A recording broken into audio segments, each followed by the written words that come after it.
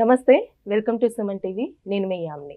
ప్రస్తుతం మనతో ఉన్నారు ప్రముఖ ఆధ్యాత్మికవేత్త, జ్యోతిష రత్న కోనాల భాగ్యలక్ష్మి రెడ్డి గారు ఉన్నారు. అమ్మతో మాట్లాడి మనకున్న సందేహాలను అడిగి తెలుసుకుందాం. అలానే ఈ మే నెలలో 12 రాశుల వారికి ఏ విధంగా ఉంటుంది, ఈ విషయాలు కూడా అడిగి తెలుసుకుందాం. నమస్తే అమ్మా. నమస్తే అమ్మా. అమ్మ, ఈ మే నెలలో అసలు తులారాశి వారికి ఏ విధంగా ఉంటుందమ్మా? అలానే వీళ్ళకి సంబంధించిన పరిహారాలు కూడా మాకు తెలియచేయండి. తప్పనిసరిగా అమ్మా. ముఖ్యంగా ద్వాదశ రాశుల వారి గురించి చెప్పుకునే ముందు మొట్టమొదట మనం చేయాల్సింది ఏమిటంటే కనుక ఈ మాస ఫలాలు అంటే 1/5/2024 నుంచి 31/5/2024 వరకు ఈ మాస ఫలాలు తాకట్టులో ఉన్న బంగారాన్ని విడిపించి ఆ రోజు ఆన్లైన్ రేటుకే మేము కొంటాం. Sharma gold company.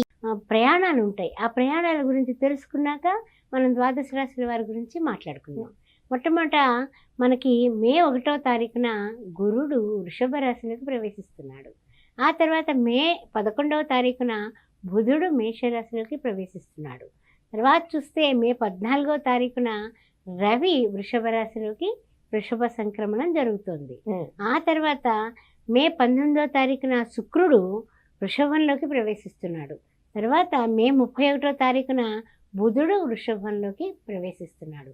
అందువలన ఈ యొక్క గ్రహాల యొక్క గతుల వలన ద్వాదశ రాశుల వారికి ఉండేటటువంటి యోగాలు, మంచి అద్భుతమైనటువంటి అదృష్టాలు, వీటిలన్నింటి గురించి మనం పరిశీలిద్దాం.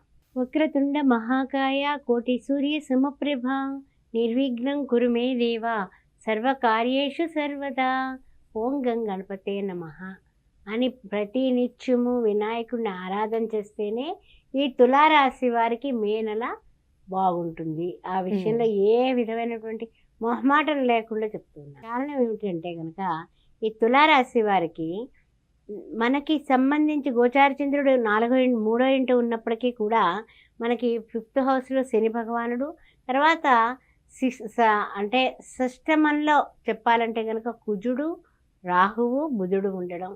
సప్తమంలో చూస్తేనేమో శుక్రుడు, గురుడు, రవి. సప్తమంలో చూసినట్లయితే కనుక శుక్రుడు, గురుడు, రవి. కానీ గురుడు అష్టమంలో కొడుతున్నాడు. అందువల్ల గురుబలం తగ్గుతుంది.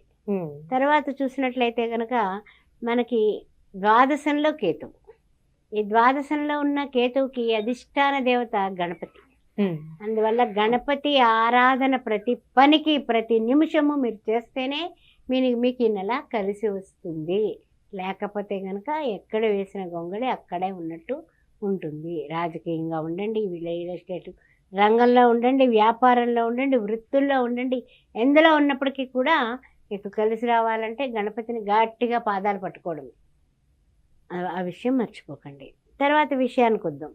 ముఖ్యంగా కుజుడు సప్తమ రాశి సంచారం వలన ఈ తులారాశి వారికి కొంచెము కొన్ని పూర్వార్ధంలో అంటే అష్టమంలోనేమో ఈ గురువు రావడం, ఈ 3 గ్రహాలు 4 గ్రహాల కూటములు ఏర్పడటం వల్ల కూడా తలకాయ నొప్పులు తప్పవు అని చెప్పొచ్చు ఈ మాసంలో. తర్వాత ఏంటంటే కనుక చిన్న చిన్న అనారోగ్య పరిస్థితులు కూడా కనపడుతున్నాయి. ఆరోగ్యం జాగ్రత్త.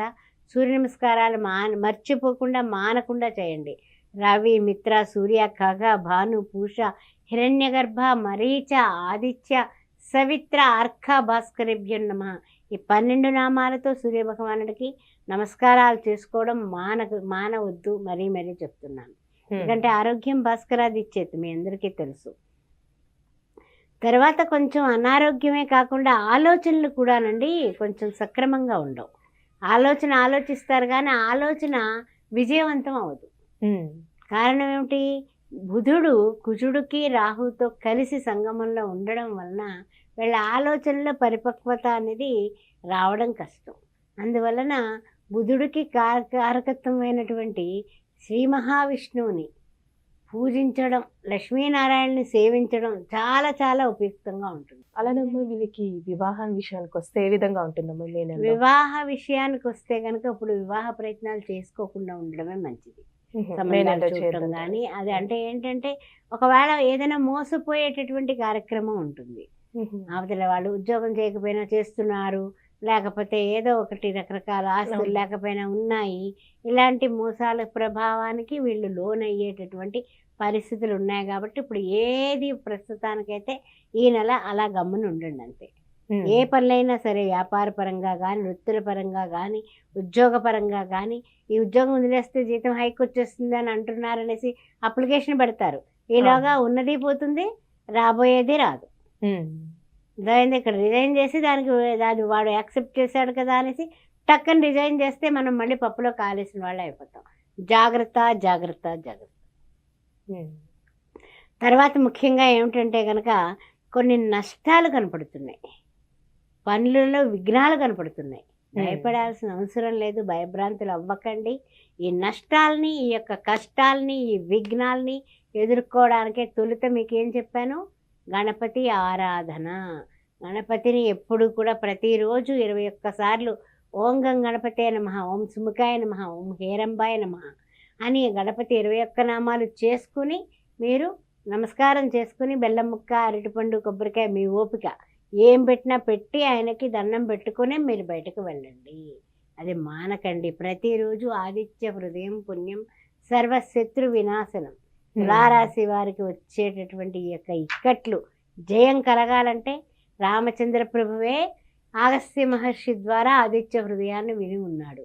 అందువల్ల ఆదిత్య హృదయాన్ని ప్రతిరోజు వినండి, చదవండి. వీళ్ళకి ఆర్థికంగా ఏ విధంగా ఉండొచ్చు మే నెలలో? కొంచెం ఆర్థికంగా కూడా అంతంత మాత్రమేనమ్మా. ఉద్యోగస్తులకి జీతాలు వస్తాయి, వ్యాపారస్తులకి ఓ మాదిరిగా ఉంది, నడుస్తుంది అంతే. అంతేగాని గొప్ప గొప్పగా ఏమి ఇక అద్భుతాలు జరుగుతాయి, ఆ వండర్స్ జరుగుతాయి అనే విషయం ఇక్కడ కాస్త తగ్గిందని చెప్పొచ్చు. కారణం ఏంటి, ఎక్కడైనా ఏదైనా వస్తువులు మర్చిపోవడం, దాని వలన కూడా వస్తు నష్టం కలుగుతుంది కదా. టైం బాగోనప్పుడు మనం ఏది కూడా కలిసి రాదంటాం కదా, అలాంటి పరిస్థితుల్లో ఇక్కట్లో ఉన్నారు వీళ్ళు అని చెప్పచ్చు. ఇంకా చెప్పాలంటే కనుక కొన్ని చెల్లింపులు గవర్నమెంట్ వారికి ఏదైనా చెల్లించాలి, పన్నులు అలాంటివి, వాళ్ళ నుంచి నోటీసులు కూడా అందుకునే అవకాశాలు కనపడుతున్నాయి వీళ్ళకి. అందువల్ల జాగ్రత్తగా ఉండండి. జాగ్రత్తగా ఇదివరకు పొదుపు చేసిన ధనం ఉంటే ఖర్చు పెట్టేటటువంటి కాలం ఆసన్నమైంది అనే విషయాన్ని గుర్తుపెట్టుకోండి. తర్వాత ఇంకా ముఖ్యంగా ఏంటంటే అవసరాలకి దూరం అంటే ఏమిటంటే ఏదైనా సరే వృత్తి ఉద్యోగాల్లో ఉన్నవాళ్ళు టెన్షన్స్ తీసుకోవడం వల్ల కూడా చిన్న చిన్న అనారోగ్య సమస్యలు ఎక్కువ అయ్యేటటువంటి విషయం కనపడుతుంది. తర్వాత ఏంటంటే ఎన్ని సమస్యలున్నా కూడా అదనపు బాధ్యతలు వచ్చి మీకు పడతాయి. ఉద్యోగంలో ఉంటారు, వేరే అదనపు వాడు ఎవరో సెలవులో వెళ్ళారు, అది కూడా నువ్వే చూడు. సపోజ్ ఈ తులారాశిలో ఉన్న వాళ్ళు లాయర్లు ఎక్కువ ఉంటారు, జడ్జిలు ఎక్కువ ఉంటారు. అందువల్ల వాళ్ళకి అదనపు బాధ్యతలు కూడా వచ్చేటటువంటి అవకాశం ఉంది. తర్వాత ఏంటంటే కనుక ఏది ఏమైనా సరే ఎన్ని సమస్యలున్నా కూడా కర్తవ్యం దైవ మాన్నికం అని కర్తవ్యానికి అంకితమైతే మీ సక్సెస్ రేట్ పెరుగుతుంది. తర్వాత ముఖ్యంగా ఏమిటంటే కనుక ప్రతిరోజు విడవకుండా మానకుండా దైవ దర్శనం, ఏదో దేవుడు, వినాయకుడు అయి ఉండొచ్చు, ఆంజనేయ స్వామి అయి ఉండొచ్చు, దుర్గాదేవి అయి ఉండొచ్చు, వెంకటేశ్వర స్వామి అయి ఉండొచ్చు, దైవ దర్శనం ఎక్కువ సార్లు చేసుకోవడానికి ప్రయత్నం చేయండి. పరిహారం అంటూ ఏం చేస్తే మంచిదమ్మా వీళ్ళకి? పరిహారం అంటూ మనం చేసేది ఏమిటంటేనమ్మా, ముఖ్యంగా మహాలక్ష్మీదేవిని పూజించి ఆరాధించడం. లక్ష్మీనారాయణ పటం పెట్టుకుని ఓం గోవిందాయ నమః, ఓం మాధవాయ నమః, ఓం ఋషికేశాయ నమః అని కృష్ణనామాలు కానీ విష్ణునామాలు కానీ చేసుకోవడం ఒకటి.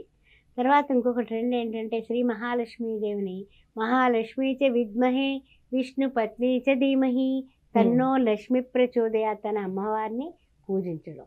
శుక్రవారాలు నిష్టగా పూజించడం, శనివారాలు అన్నదానం చేయడం చేస్తే వీళ్ళు కాస్త గట్టెక్కుతారు. చాలా చక్కగా తెలియజేస్తారమ్మా, ధన్యవాదాలు. శ్రీమాత్రే నమః.